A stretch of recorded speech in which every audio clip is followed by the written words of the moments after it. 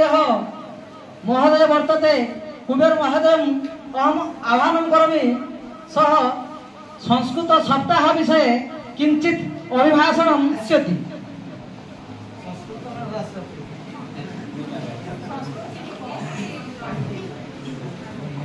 सम्माननीय प्रधान शिक्षयित्री मोर सहकर्मी वृंद एवं आदरर मोर छात्र छात्री मैंने आज एक विशेष पर्व पाई तुमर पंडित सार जो आयोजन करिसंती ताहा आगरू जानी सारिछ एवं एही संस्कृत सप्ताह प्रतिवर्ष अगस्त 6 तारिख रु 12 तारिख मध्य पालित हुए। सरकार आदेश क्रम आम विद्यालय मध्य यह आज पालित होची। टिके कही जे पृथ्वीर जेतिकी भाषा अच्छी से भाषार मुख्य होची जननी होची संस्कृत एवं आदि ग्रंथ रूप आमे केवल वेद को ही बा संस्कृत भाषा को ही आमे देखि थाउ। समय थिला रामायण कालीन जुगरे एभली कि मांकड़ माने मध्य संस्कृत रे कथा कहथुवार वाल्मीकि रामायण रे लेखा आइछि। जेहेतु संस्कृत सबु भाषार जननी तेणु आमे भारतीय माने ए आमरी भारतीय परंपरा एवं ऋषिमुनि को नहीं ए संस्कृत भाषा सृष्टि होइछि बोली विवेचना करा जाए एवं ताहार प्रमाण मध्य अछि। तेणु आमे जेहेतु आमे भारतीय आमर पूर्व पुरुष माने आमर मुनि ऋषि माने ए संस्कृत को बंचाई रखिथिले एवं ए संस्कृत ही सबु क्षेत्र रे विज्ञान क्षेत्र रे हो टेक्नोलॉजी क्षेत्र रे हो साहित्य क्षेत्र रे हो बा कृषि क्षेत्र रे हो सबु क्षेत्र रे संस्कृत को आमे अध्ययन कले जानि परिबा जे संस्कृत ही सबु किछि एवं संस्कृत ही एई सबु किछिर सृष्टिकर्ता। तेणु आमे संस्कृत सप्ताह पालन करुचे। एई अवसर रे पंडित सार महोदय कौन कौन सब तांकर विभिन्न कार्यक्रम रखिछंती से आगो को बढ़े। धन्यवाद महोदय सम्यक्तया उपस्थापनं कृतवान्।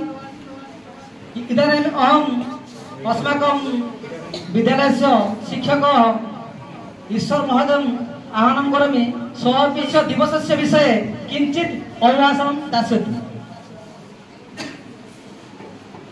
हेलो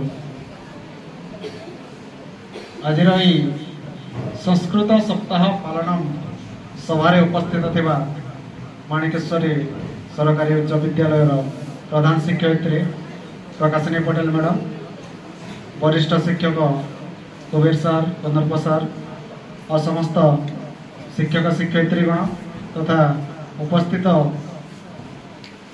छात्र छात्री वृंद संस्कृत गोटे प्राचीन भाषा धर्म दार्शनिक चिंतनर मूल भाषा अटे संस्कृत जोटा कि आमर पूर्वपुरुष माने यही संस्कृत को निजर आदान प्रदान पाई भाव विनिमय पाई भाषा रूपे व्यवहार करुथिले और से संस्कृत भाषारो ही विभिन्न भाषार सृष्टि होइछि। तमे विभिन्न व्याकरण रे पढुतबो जे सब भाषार मूल भाषा संस्कृत अटे और से संस्कृत ही सब भाषा सृष्टि। तो ये संस्कृत सप्ताह जो पालन होउछि प्रति वर्ष या पालन करा जाए और आम श्रावण मासरे जोटा कि प्राय अगस्ट मासरे पड़ी थाए श्रावण मासरे आम संस्कृत सप्ताह पालन करा जाए कहीं ना से संस्कृत भाषा जहाँकि आम पूर्वज माने व्यवहार करुले तार सहित से संस्कृत भाषा रे वेद उपनिषद भागवत पुराण सब रचना करा जाइछि। से संस्कृत भाषा को और से संस्कृत भाषा रे रचित पवित्र ग्रंथ को आमे सम्मान जणाई थाउ धर्म ग्रंथ हिसाब से ग्रहण कर आमे और निश्चित भाव से संस्कृत भाषा बंचिबा दरकार। तो सरकार यह लक्ष्य अटे जे किभली भावे पुणी से संस्कृत भाषार पुनरुद्धार हो पुणी केमिति से संस्कृत भाषा लोकप्रियता हासिल कर पारिबो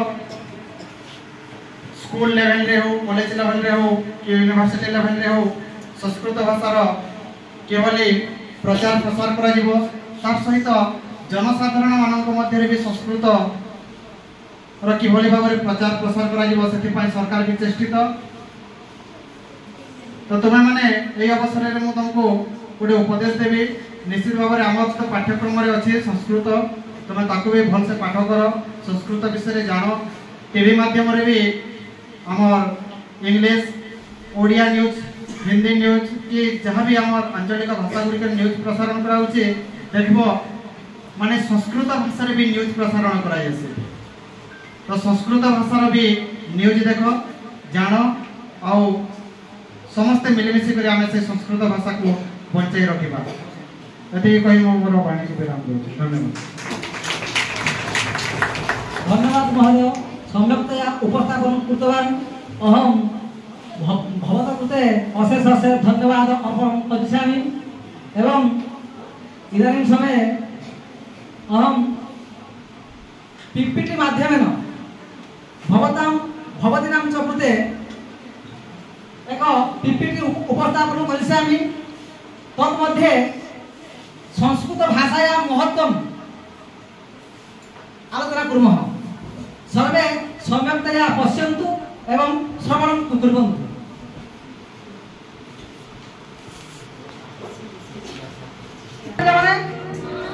तो वर्तमान आमे गुटे संस्कृत गीत टिके आमे श्रवण करबा तो काली राति रे मु बहुत कष्ट ले ये पीपीटी बनैछि आ तुम मानकर श्रवण निमंते बुझले कि भल भाव में गीत को आमे श्रवण करबा तापर आमे संस्कृत भाषार महत्व विषय रे आमे किछि जानिबा आ संस्कृत भाषा किपरि बंचा रखिबा आ संस्कृत भाषार माने ज्ञान ग्रहण करे द्वारा हमर कोन उपकार होछि ता विषय मध्ये आमे ज्ञान करबा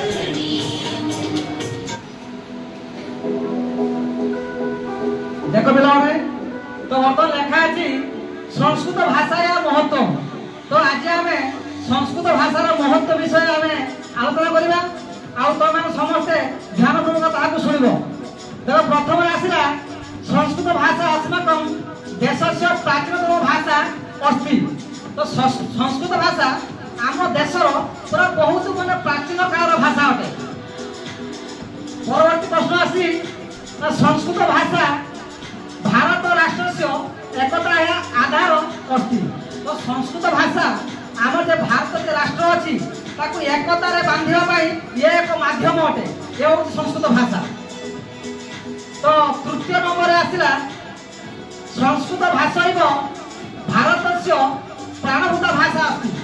तो संस्कृत भाषा एपरि एक भाषा ना भारतर जो माने हमर जन अछंती ताकर प्राणबिंदु होची संस्कृत भाषा।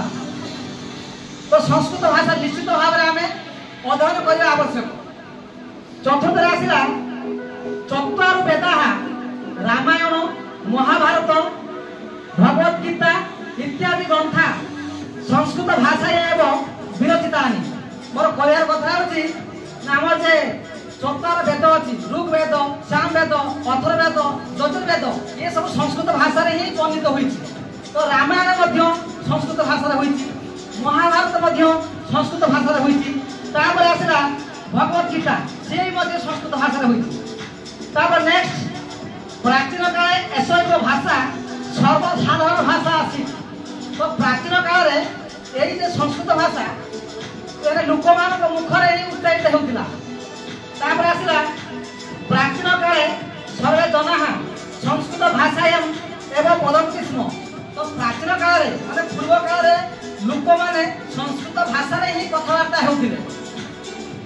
संस्कृत भारतस्य आत्मा अस्ति। संस्कृत हेउछि भारतर आत्मा अटे। संस्कृत भारतस्य गौरवम् अस्ति। संस्कृत भाषा आम भारत एक गौरव अटे। संस्कृत भारतस्य प्रतिष्ठाता अछि। माने संस्कृत भाषा आम भारतर प्रतिष्ठाता अटे। संस्कृत ब्रह्मांडस्य भाषा अस्ति। संस्कृत आम जे सारा ब्रह्मांड अछि ये ब्रह्मांडर भाषा होछि केवल मात्र संस्कृत भाषा। संस्कृत भारतीय संस्कृत है प्रवेश द्वार अस्ति। तो संस्कृत हेउछि आम भारतर जे माने प्रवेश द्वार अटे। संस्कृत वेदानां भाषा अस्ति। तो ये संस्कृत जे वेद मानकर भाषा अटे। संस्कृत पुराणानां भाषा अस्ति। तो संस्कृत हेउछि जे पुराण मान सब अछि तो जे पुराण गुडिकर भाषा मध्ये संस्कृत अटे। संस्कृत भाषा अनेकासां भाषानां जननी अस्ति। तो संस्कृत भाषा जे बहुगुड़िए जे भाषा अछि ये समस्त भाषार माँ होउछि संस्कृत भाषा। आधुनिक भाषा विज्ञानम अपि एतदेव सुनिश्चितं प्रमाणयति।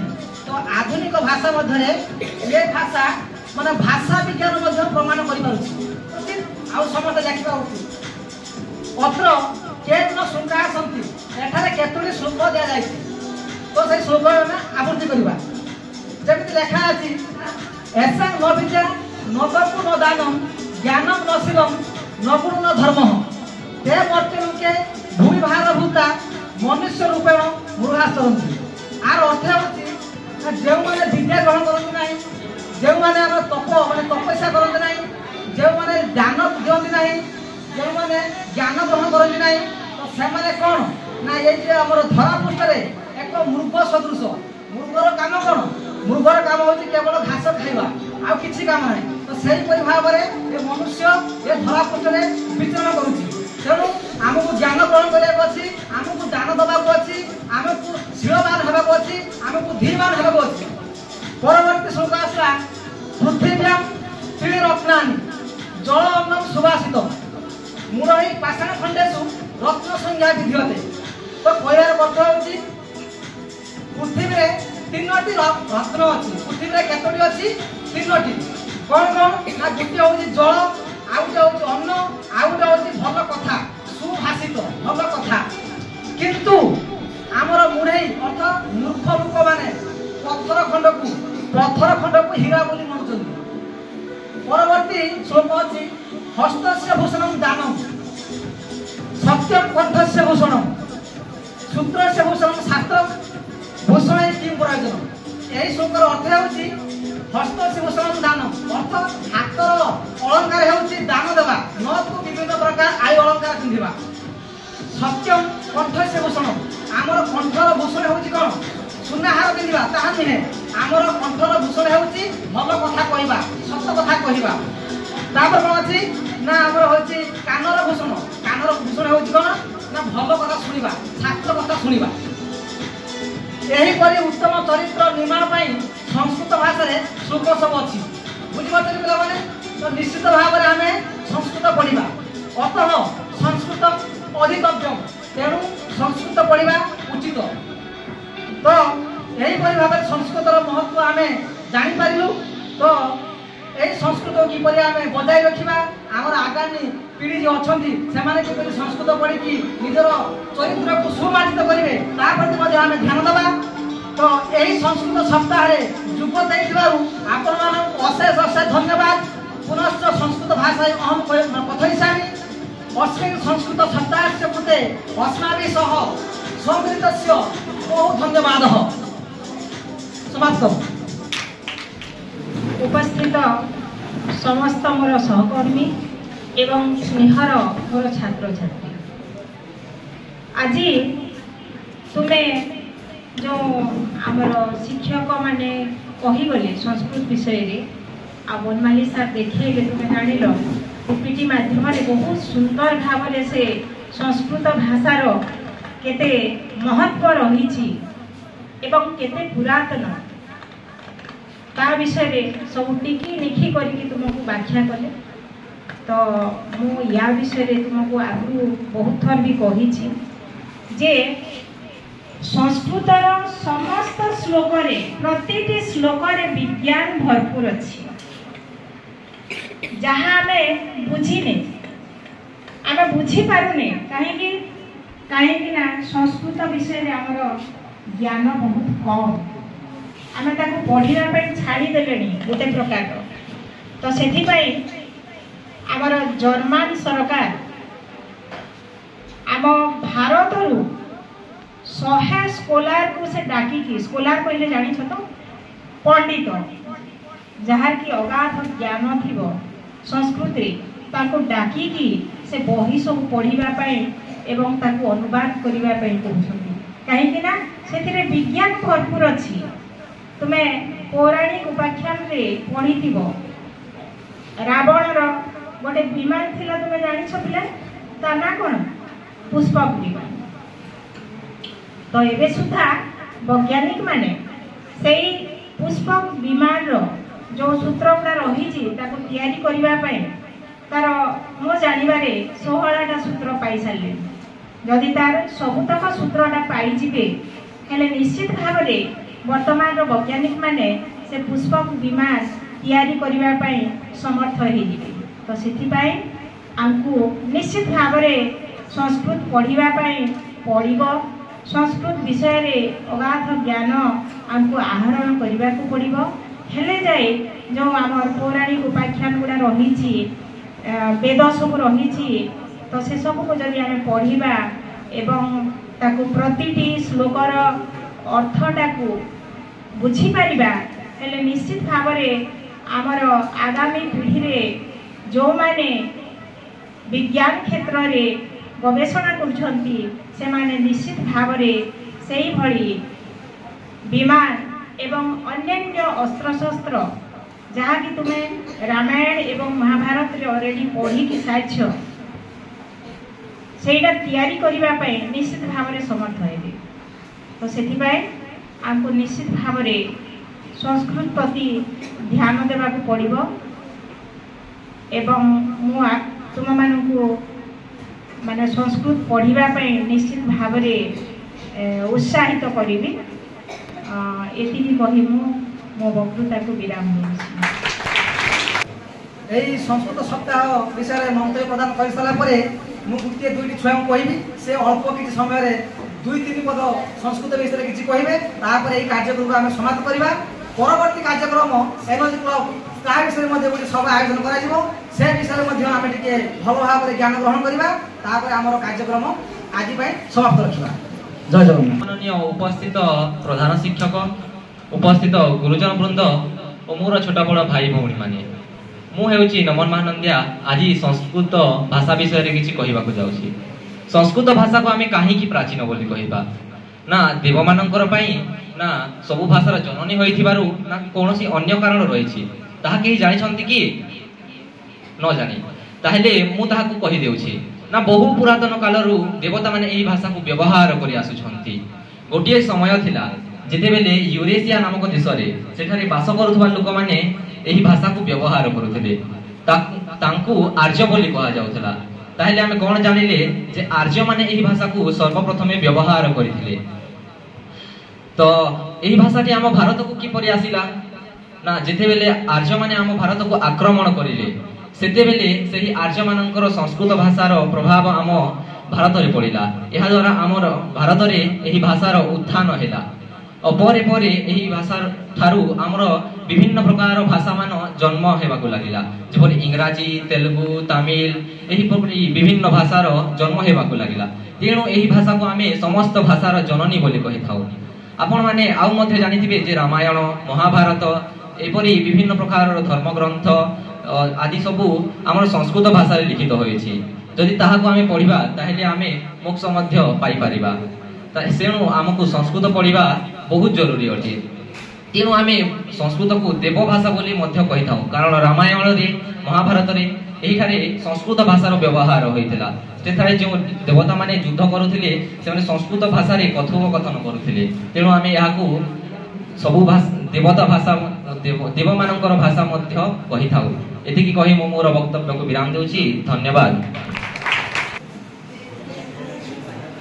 मनसा सततं स्मरणीयं वचसा सततं वदनीयं लोकहितं मम करणीयं लोकहितं मम करणीयं मनसा सततं स्मरणीयं वचसा सततं वदनीयं लोकहितं मम करणीयं लोकहितं मम करणीयम्। अस्य सप्ताहस्य कार्यक्रम समाप्त संजातः।